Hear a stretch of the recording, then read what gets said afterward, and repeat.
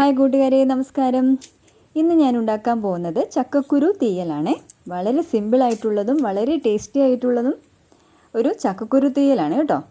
കുട്ടികൾക്കും മുതിർന്നവർക്കും ഒക്കെ ഒരുപോലെ ഇഷ്ടപ്പെടുന്നതാണ്. ചോറിൻ്റെ കൂടെ കഴിക്കാൻ പറ്റിയൊരു തീയലാണ്.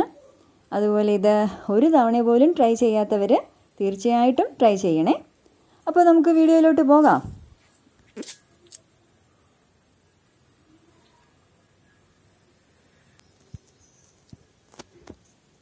ചക്കക്കുരുവിൻ്റെ തീയൽ വെക്കാൻ വേണ്ടി ആദ്യം ഞാൻ ചക്കക്കുരുവിൻ്റെ തൊലി കളയുന്നുണ്ട്.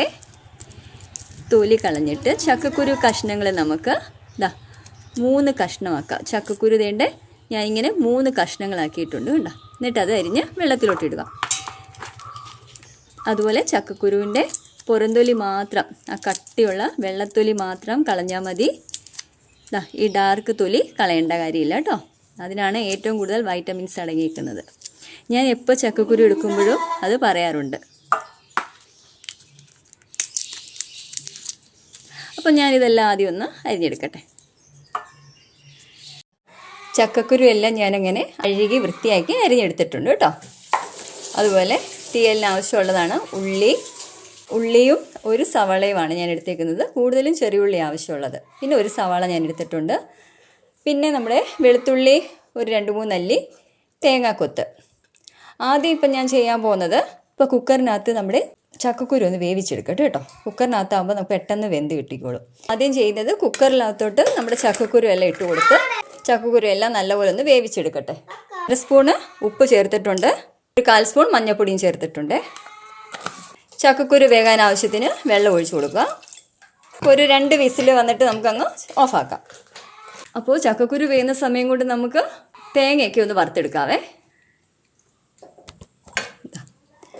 അപ്പോൾ ഒരു ചെറിയ തേങ്ങ ഫുള്ള് ഞാൻ എടുത്തിട്ടുണ്ട്.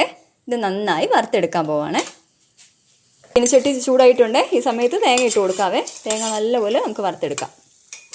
തേങ്ങ മാത്രമേ ഞാൻ വറുക്കുന്നുള്ളൂ, വേറെ ഒന്നും കൂടെ ചേർക്കുന്നില്ല. തേങ്ങ നല്ലപോലെ വറുത്തെടുക്കാം.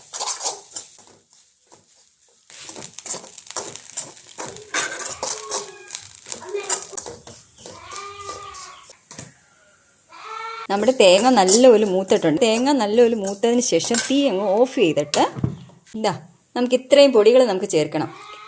ഒരു 2 സ്പൂൺ മല്ലിപ്പൊടി ഞാൻ എടുത്തിട്ടുണ്ട്. അതുപോലെ ഗരം മസാല 1 സ്പൂൺ എടുത്തിട്ടുണ്ട്. ഗരം മസാല 1 സ്പൂണ്, പിന്നെ മുളക് പൊടി 1 സ്പൂണ്, മഞ്ഞൾപ്പൊടി 1/2 സ്പൂണ്.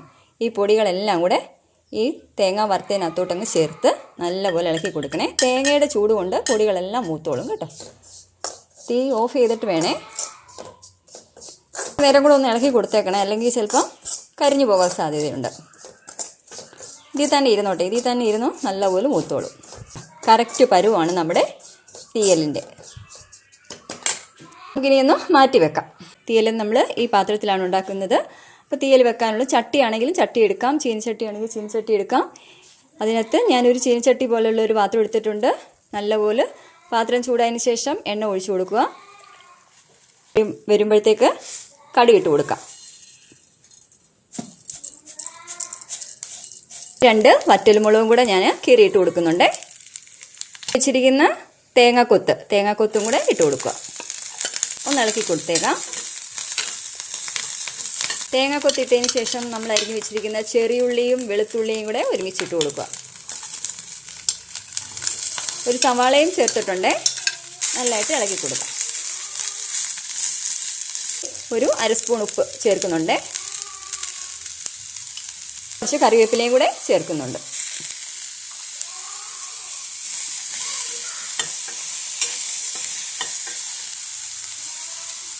തേങ്ങ എല്ലാം നല്ലപോലെ ആറിയിട്ടുണ്ട്. ഈ സമയത്ത് നല്ലപോലെ ഇതൊന്ന് അരച്ചെടുത്തുകൊണ്ട് വരട്ടെ. വെള്ളം ഒട്ടും ചേർക്കാതാണ് ഞാൻ അരച്ചെടുക്കാൻ പോകുന്നത്. അരയ്ക്കുന്ന സമയം കൊണ്ട് ഉള്ളിയെല്ലാം നല്ലപോലെ മൂത്തിട്ടുണ്ട്. അതുപോലെ 2 വിസിലടിച്ചതിന് ശേഷം കുക്കർ ഞാൻ ഓഫാക്കി വെച്ചിട്ടുണ്ട്. ഇത് ചക്കക്കുരു എല്ലാം നല്ലപോലെ വെന്തിട്ടുണ്ട്. ആ വെന്ത ചക്കക്കുരു എല്ലാം ഞാൻ ആ വെള്ളവുമായിട്ട് ഇതിനകത്തോട്ട് ചേർത്ത് കൊടുക്കുവാണ്. നമ്മുടെ ഉള്ളിക്കകത്തോട്ട് ചക്കക്കുരുവൊക്കെ നല്ലപോലെ വെന്തിട്ടുണ്ട്. ഇനി ഉള്ളിയും ചക്കക്കുരുവും അതുപോലെ അരച്ച് വെച്ച ആ മസാല, തേങ്ങയുടെ അരപ്പും എല്ലാം കൂടെ നമുക്കിതിനകത്തോട്ട് ചേർത്ത് കൊടുക്കാം. മിക്സിയുടെ ജാറ് കഴിയ വെള്ളം കൂടെ ചേർത്ത് കൊടുക്കുന്നുണ്ട്. ഇതെല്ലാം കൂടെ നല്ലപോലെ ഒന്ന് തിളക്കട്ടെ കേട്ടോ. നമുക്കൊന്ന് അടച്ചു വെച്ച് വേവിക്കാം. ഒരു 10 മിനിറ്റോളമായി ഞാൻ ചക്കക്കുരു അടച്ചു വെച്ച് വേവിക്കുന്നു. നമുക്ക് തുറക്കാം.